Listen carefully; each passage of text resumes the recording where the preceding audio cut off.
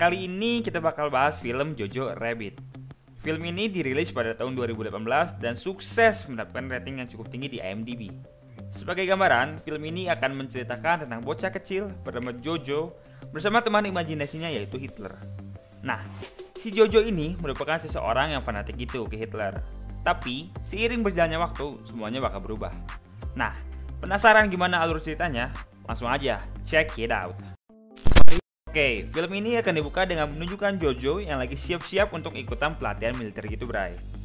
Sebenarnya si Jojo ini agak kurang yakin. Cuman gara-gara sikap fanatiknya ke Hitler, dia tetap ngikutin pelatihan militer ini. Oke, singkat cerita Jojo akhirnya pergi bareng temennya Yorkie. Nah, si Jojo ini bakal dilatih sama yang namanya Kapten K. Sesampainya di sana, si Jojo akhirnya ngikutin semua pelatihan yang ada sambil senang-senang. Sampai akhirnya dia disuruh untuk nunjukin sikap pemberaninya dengan ngebunuh kelinci. Tapi karena si Jojo ini penyayang gitu, jadinya dia nggak berani. Yang akhirnya bikin dia diejek dengan sebutan Jojo Rabbit. Jojo yang kabur pun akhirnya dapat pencerahan dari teman hayalannya yaitu si Hitler. Jojo yang udah dapat pencerahan akhirnya lari dan ngambil bom yang dipegang sama si Kapten K. Tapi sayangnya bomnya mantul yang akhirnya meledak di depan muka Jojo. Jojo pun akhirnya dilarikan ke rumah sakit. Namun, insiden tersebut ternyata meninggalkan bekas luka di wajah Jojo, yang akhirnya hal ini menyebabkan ia tidak percaya diri. Singkat cerita, setelah Jojo sembuh, ia dan ibunya pergi ke kantor Kapten K. Di sana, ibu Jojo meminta kepada Kapten K untuk selalu melibatkan Jojo dalam segala pekerjaan Nazi. Hal ini dilakukan agar Jojo tidak merasa terasingkan. Jojo pun akhirnya dapat sebuah pekerjaan untuk menempelkan poster propaganda di sekitaran kota. Di sela-sela pekerjaannya, Jojo dan ibunya pun menyempatkan diri untuk melihat orang-orang pengkhianat yang dihukum gantung. Setelah beres dengan pekerjaannya, Jojo pun akhirnya pulang. Namun, saat sampai di rumah, Jojo menemukan sebuah pintu rahasia, yang ternyata di dalamnya terdapat seorang wanita Jews atau Yahudi. Seperti yang kita tahu sendiri bahwa sosok Yahudi merupakan musuh bagi Jerman pada saat itu. Oke, di sini kita dapat tahu bahwa wanita tersebut bernama Elsa. Di sana Elsa mengancam Jojo untuk tidak memberitahukan keberadaannya atau ibunya akan mati. Jojo yang ketakutan pun akhirnya kabur. Setelah kabur, Jojo sedikit berbincang dengan teman imajinasinya yaitu si Hitler. Setelah berbincang, Jojo pun memutuskan untuk berusaha mulai pertemanan dengan si Elsa dengan tujuan akan menikahnya saat ia lengah. Itu rencana Jojo sebenarnya. Oke, setelah itu scene pun berpindah pada malam hari. Di sini adegan memperlihatkan ibu Jojo sedang sedikit berbincang dengan Elsa, yang artinya ini menyebutkan bahwa ibu Jojo telah menolong seorang Yahudi. Dalam percakapan ini dapat disimpulkan pula bahwa ibu Jojo dan Elsa memiliki sedikit hubungan emosional gitu, walaupun tidak dijelaskan secara gamblang. Esok harinya, Jojo kembali berbincang dengan Elsa. Jojo menyatakan beberapa syarat agar Elsa bisa tetap tinggal di rumahnya. Salah satunya Elsa harus memberitahu Jojo segala sesuatu tentang kaum Yahudi, yang nantinya informasi ini akan dijadikan buku oleh Jojo. Namun, karena Elsa dan Jojo belum saling kenal, Elsa pun akhirnya kembali menakut-nakuti Jojo. Esok harinya Jojo pun kembali mendatangi Elsa. Namun kali ini dengan metode yang berbeda. Kali ini Jojo menyuruh Elsa untuk menggambar peta lokasi di mana kaum Yahudi tinggal.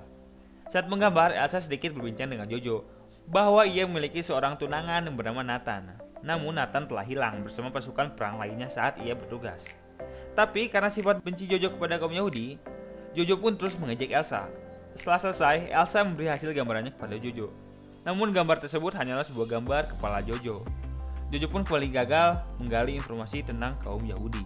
Setelah kembali gagal, Jojo pun akhirnya pergi ke sebuah perpustakaan untuk membuat surat palsu yang seakan dibuat oleh Nathan, tunangannya si Elsa tadi. Singkat cerita, Jojo pun balik ke rumahnya buat bacain surat itu ke Elsa. Oke, isi dari surat palsu ini nyatain bahwa si Nathan seakan udah gak mau berhubungan dengan Elsa, karena si Nathan udah punya pacar baru. Setelah dengar cerita itu, si Elsa pun langsung sedih. Nah, Jojo yang gak nyangka si Elsa bakal sedih kayak gini, akhirnya ngebacain surat palsu yang kedua. Isi dari surat palsu yang kedua nyatain bahwa Nathan gak jadi buat mutusin Elsa, karena Nathan tetap mau untuk ngajak nikah Elsa. Si Jojo ini emang lawak, bray. Singkat cerita, si Elsa akhirnya mulai ceria lagi. Setelah kejadian itu, Jojo dan Elsa sedikit ngobrol yang bikin mereka makin dekat. Scene pun berpindah pada esok hari. Di sini, adegan nunjukin si Jojo yang lagi bareng ibunya. Ibunya Jojo sedikit nasehatin si Jojo. Ibunya bilang kalau cinta itu merupakan hal terkuat di dunia. Kalau seseorang lagi jatuh cinta, perutnya seakan penuh sama kupu-kupu. Itu kata ibunya si Jojo. Di sini juga, Jojo dan ibunya sedikit nari-nari manja gitu, bray. Singkat cerita, Jojo akhirnya pulang. Sesampainya di rumah, Jojo dan Elsa kembali ngobrol. Di sini kelihatan kalau Jojo dan Elsa semakin dekat gitu. Si Jojo kayak ngasih perhatian lebih ke si Elsa. Elsa bilang ke Jojo kalau orang Yahudi suka sesuatu yang jelek. Dan di saat bersamaan si Jojo pun ngaca dan ngelihat wajahnya yang jelek. Ini berarti Elsa juga suka sama Jojo. Scene pun berpindah pada malam hari. Di sini diperlihatkan Elsa lagi ngobrol sama ibunya Jojo. Mereka ngebahas tentang cinta dan kehidupan. Di sini pun dapat kita tahu bahwa ibunya Jojo nyembunyiin si Elsa karena Elsa ini mirip sama kakaknya Jojo yang udah nggak ada, yaitu Inga. Jadi itu merupakan alasan kenapa si Elsa ini dirawat sama ibunya Jojo. Esok harinya Jojo pergi ke kantor Kapten K untuk ngasih tahu kalau dia punya buku tentang kaum Yahudi. Tapi sesampainya di sana, ia malah diketawain oleh Kapten K dan kawan-kawan karena bukunya yang konyol. Akhirnya Jojo mutusin untuk gak jadi nerbitin bukunya ini.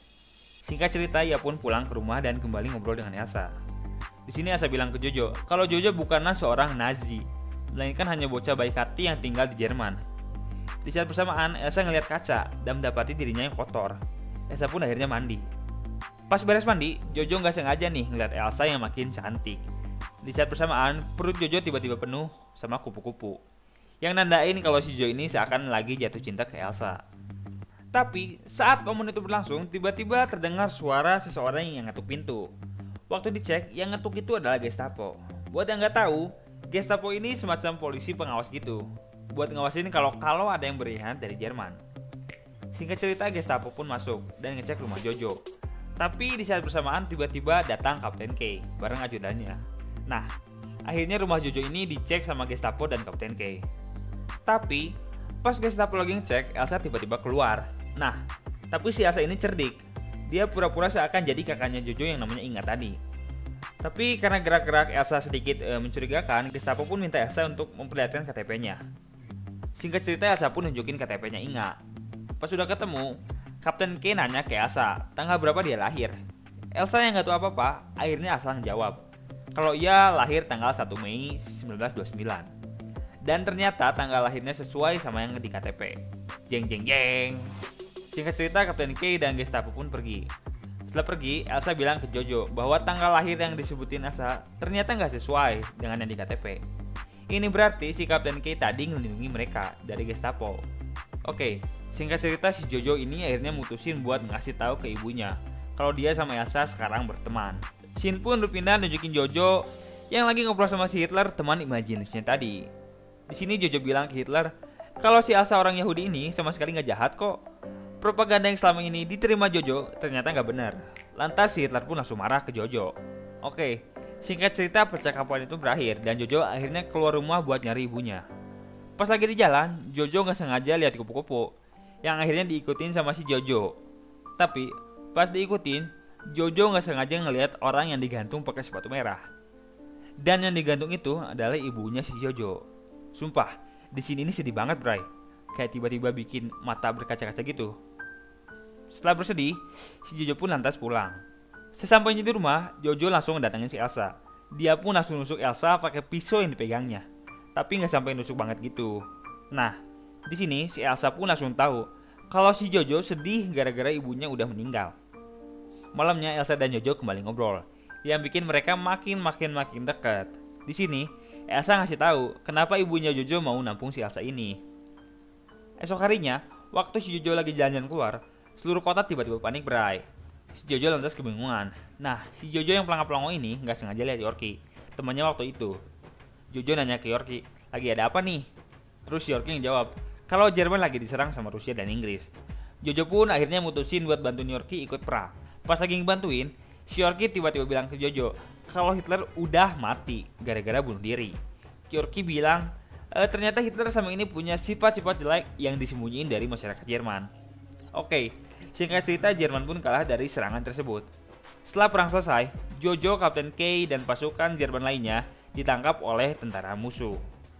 Nah, tapi di sini Kapten K yang sayang sama Jojo akhirnya nolongin Jojo biar dibebasin sama tentara musuh. Di sini si Kapten K berlagak kayak pura-pura nggak kenal gitu sama si Jojo dan nganggap bahwa si Jojo ini musuh. Si Jojo pun akhirnya dibebasin. Waktu perjalanan pulang, si Jojo nggak sengaja ketemu sama Yorkie. Nah, di sini si Yorkie ngingetin ke Jojo untuk berhenti jadi Nazi karena Nazi udah kalah. Pas udah beres ngobrol, Jojo akhirnya pulang buat ketemu sama si Elsa. Pas udah sampai rumah, si Elsa langsung nanya ke Jojo siapa yang menang perang. Si Jojo yang takut kehilangan Elsa nggak mau ngejawab. Si Jojo ini takut kalau Elsa tahu Jerman udah kalah, dia bakal kabur. Si Jojo akhirnya terpaksa buat bohong. Tapi si Jojo yang baik hati lagi-lagi merasa iba kalau Elsa harus terus dikurung di rumah Jojo. Jojo pun akhirnya ngebuat surat untuk ngajak Elsa kabur dari rumah tersebut. Di sini Jojo pun sekaligus nyatain kalau dia cinta ke Elsa. Elsa pun ternyata cinta juga ke Jojo.